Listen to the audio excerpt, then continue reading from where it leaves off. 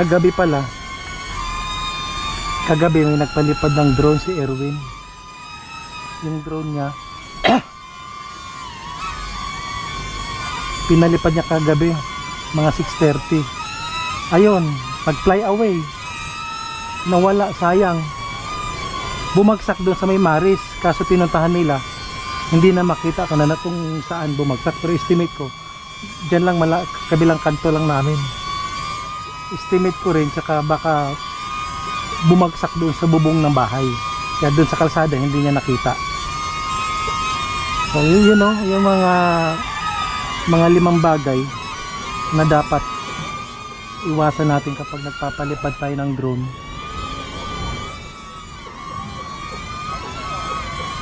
Minsan kasi tayo medyo mapusok tayo sa pagpapalipad kahit hindi pa natin kabisado.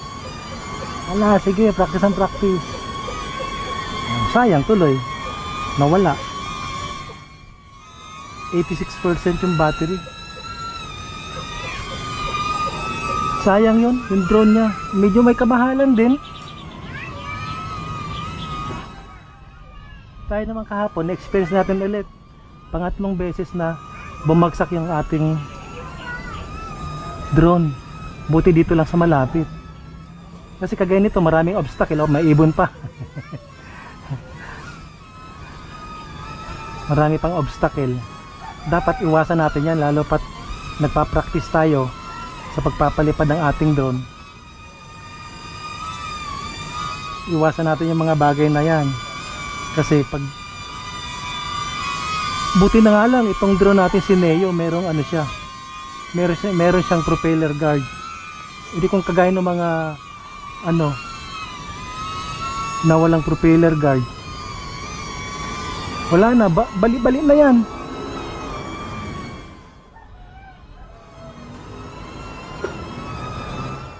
Yan talaga dapat kagaya niya, no? Tapos ayan, di ba?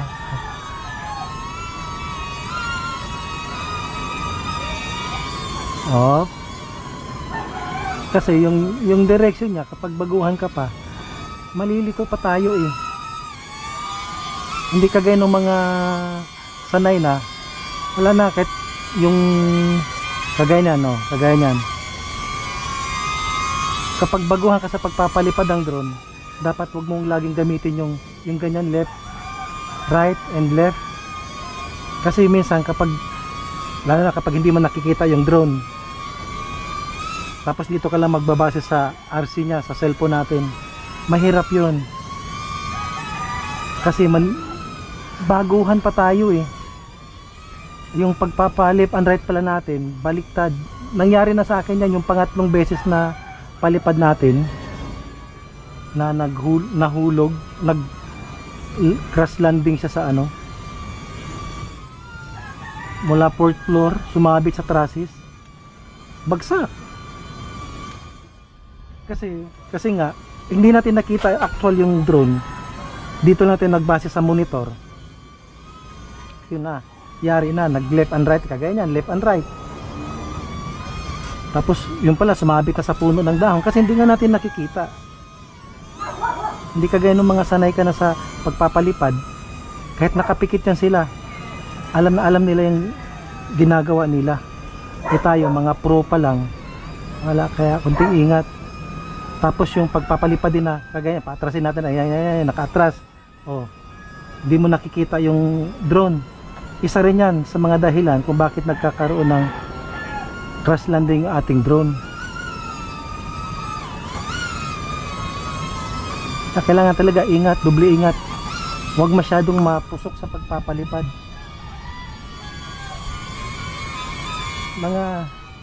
Wala pa namang 1 buwan sa atin to, pero marami na tayong na-experience na mali natin, na yun ang dapat nating iwasan kapag nagpapalipad tayo ng drone. Sinishare ko lang din sa inyo kasi siyempre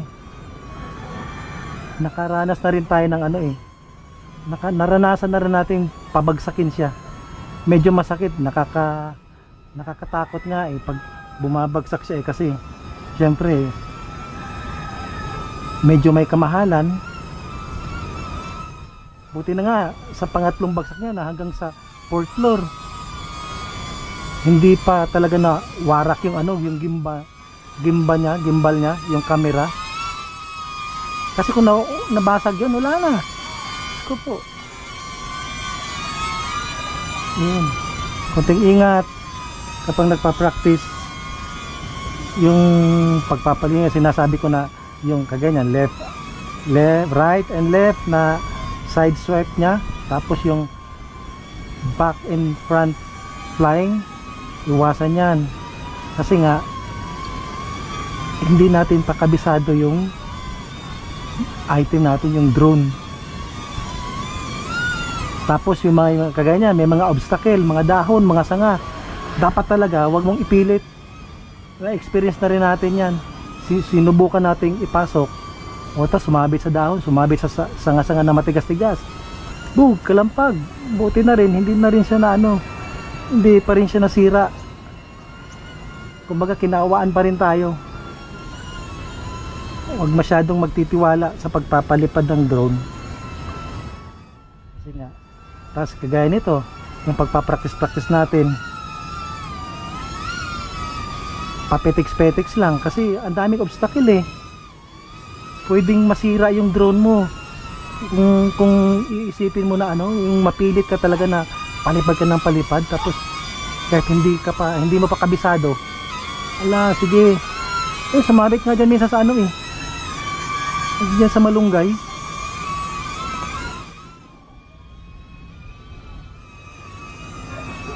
Pero minsan may napanood tayo sa YouTube, ang galing magpalipad, grabe ang bilis.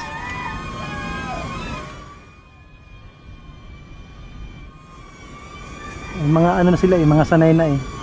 Tsaka yung kanila, mga ano yun, tawag nito, mga sponsor, kaya hindi sila matakot masira yung unit. Tayo, sarili nating bulsa to, walang sponsor to, kaya kapag masira siya, medyo pricey, masakit sa bulsa. Kaya yun, huwag masyadong yung kailangan kapag baguhan ka, last advice ko, yung makikita mo yung unit. Ay ganyan o. Kasi pag hindi mo makita yung unit, tapos palipad ka lang ng palipad sa ibang direction na pupunta, tapos move forward mo, tapos ka. Na-experience ko na rin yan. Tapos kaya nga doon to nagkaduhat-duhat sa ano eh, doon to nagkaduhat-duhat sa fourth floor. Buti na nga lang hindi talaga siya nasira. So yun no. Tapos kapag tingin mo na malit, kunti na lang yung battery niya, percentage ng battery niya, huwag mo na ipilit na malayo, lalo pat kagaya nito kahapon, kaya na bunggo na namatay kahapon. Ay, malakas ng hangin oh. Ang ganda lang niya kasi lumalaban siya eh. Oo. Ha?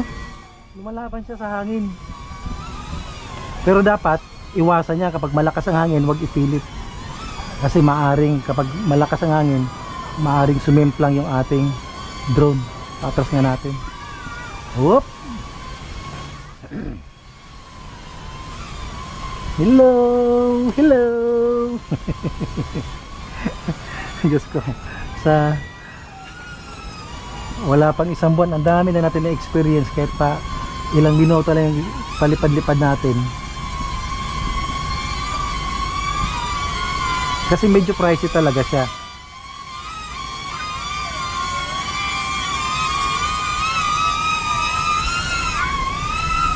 Yung kuha natin ito halos 19 combo, more ply yung kinuha natin. Pero kung tutuusin, pwede ka kumuha ng ano, pwede ka kumuha ng yung drone lang mismo, yung unit, kasi meron siyang 6 mode na naka-built in sa ano, sa unit, sa DJI Neo. Kahit wala kang cellphone, wala tong RC remote control niya, kayang-kaya mong paliparin yan. Testing na natin pero hindi ko pa masyadong kabisado eh.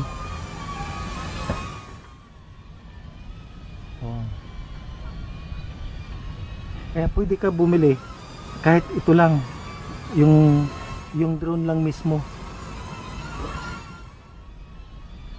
Pwede nang hindi sumali ng ang sa combo, Flymore combo kasi. Flymore combo kasama na sa yung ano, remote control tsaka yung reserva niya na battery. May reserva siyang battery. Ang lakas ng hangin, oh.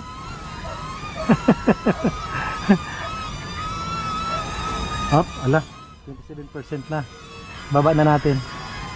Kasi mahirap kagaya kahapon na kaya maraming obstacle. Oh, ang kinaganda lang nito kasi kapag naglobat na siya, mag ano siya ng return to home. Kung saan siya naka unang flight niya, uuwi sa'yo yan, babalik sa'yo. Kahapon nakaduhat-duhat lang kahapon yun kasi maraming sanga-sanga, maraming dahon, maraming obstacle na dapat talaga iwasan yan. Mayroon pa tayong 23% pero ayaw ko na ipasubo. Aircraft movement detected. Uy, ay may aeroplano. Oh, naka ano yan eh, naka monitor din yan, malalaman sa GPS. Kaya nga meron siyang fly zone area na hindi ka pwedeng basta-basta magpalipad kung saan-saan. So ayun, tandaan natin yung mga 5 bagay na common bakit nadidisgrasya yung ating drone. Unang-una, huwag magpalipad ng paatras kasi hindi natin alam, hindi pa natin kabisado, tapos yung paatras, paabante na hindi natin nakikita yung unit, doon tayo minsan na dadali, kaya nagkakaroon ng crash landing yung ating drone. Pangalawa, yung sobrang tiwala sa sarili na akala mo sobrang galing mo na pero wala pang experience tayo, first time natin humawak ng drone. Kaya nag-iingat sa sobrang pag-iingat natin, minsan sumisimplang talaga. Siyempre nagkukulang pa rin tayo doon, umaamin naman tayo doon. So pangatlo, yung sideways sa left and right, iwasan din yan. Kasi kung nandun ka sa maraming obstacle, hindi mo kabisado, baka mamaya sumabit ka doon, wala na, sira na yung drone mo. Hanapin mo na lang. Bagay kung nahulog to, kung saan siya nahulog, may GPS naman, matitrace mo pa rin siya. So yun, wag masyado magtitiwala. Tsaka wag magpalipad sa maliit na space. Kaya ganito, maliit lang na space tapos marami pang obstacle, prone tayo sa crash ng ating drone. Ngayon, kung pilit mo talagang magpalipad, gusto mo talagang magpalipad, fly at your own risk ka. So nasa iyo yung unit. Sugal ba, kumbaga sugal kung gusto mo lang talaga magpalipad, pero ingat, doble ingat. So yun, sana meron tayong munting natutunan sa experience ko lang, yun sa experience ko. Peace out.